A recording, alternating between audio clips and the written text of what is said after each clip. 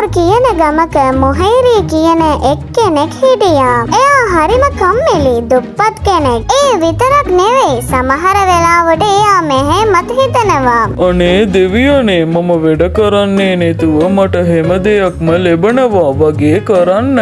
ගම ළඟ එක පූජකතුමා ඉන්නවා කියලාත් එයා ළඟට ගිහින් එයාලාගේ ප්‍රශ්නය කිව්වොත් එයා එයාලාගේ ප්‍රශ්නයට විසඳුමක් දෙනවා කියලා ගමේ ඉන්න හැමෝම කතා කරන දේ මොහේරි ඇහුණා.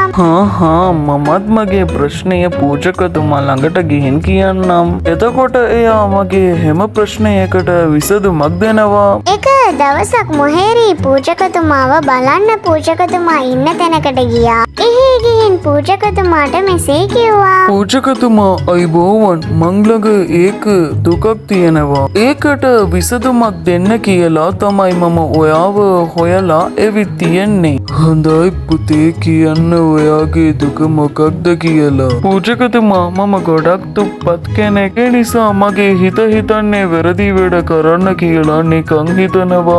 මොහේරි කියපු දේ අහලා පූජකතුමා මෙහෙම කිව්වා.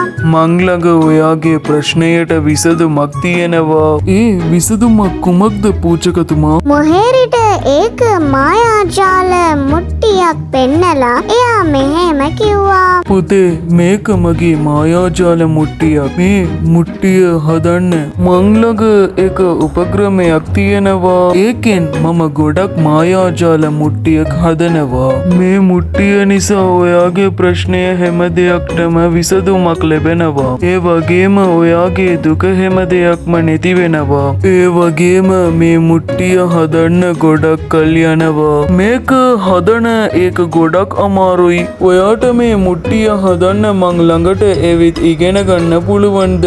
මොහේරිගේ සිතට කේදරකම ඇතුළු වී තිබූ අතර ඔහු පූජකතුමාට මෙසේ කීවේය.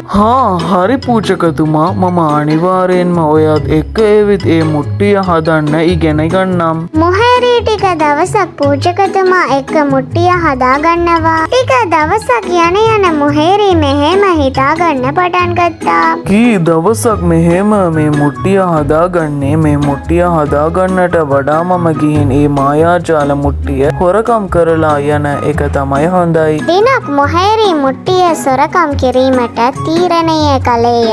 ඔහු මුට්ටිය සොරකම් කිරීමට පූජකවරයා සිටි ස්ථානයට ගොස් සාර්ථකව මුට්ටිය සොරකම් කළේය. ඔහු මුට්ටිය නිවසට ගෙන ආවිට ඔහු මුට්ටියට මෙසේ පැවසීය.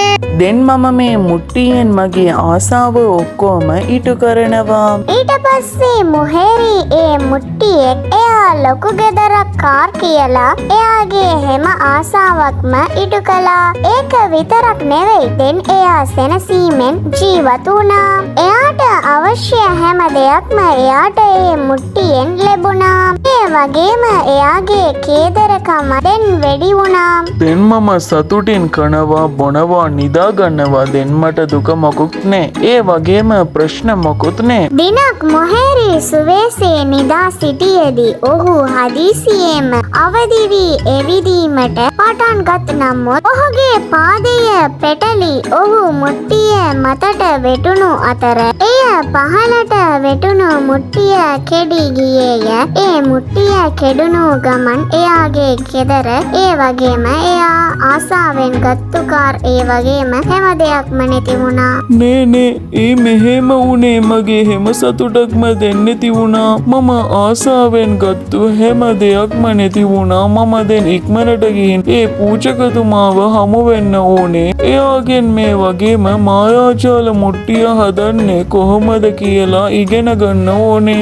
ඊළඟ දවස උදේම මොහේරි ඒ පූජකතුමාව හමු වෙන්න පූජකතුමා ඉන්න තැනකට ගියා.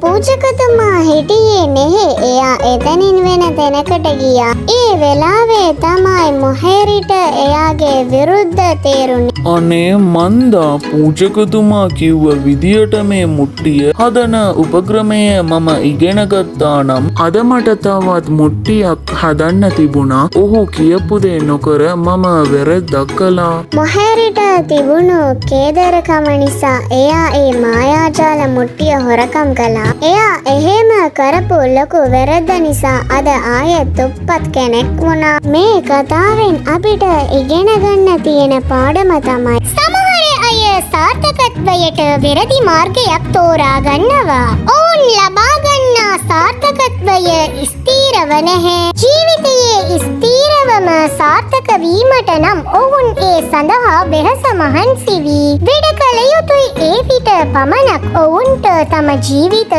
සමග සම්පූර්ණයෙන්ම සාමයෙන්ම සිටින හැකිය.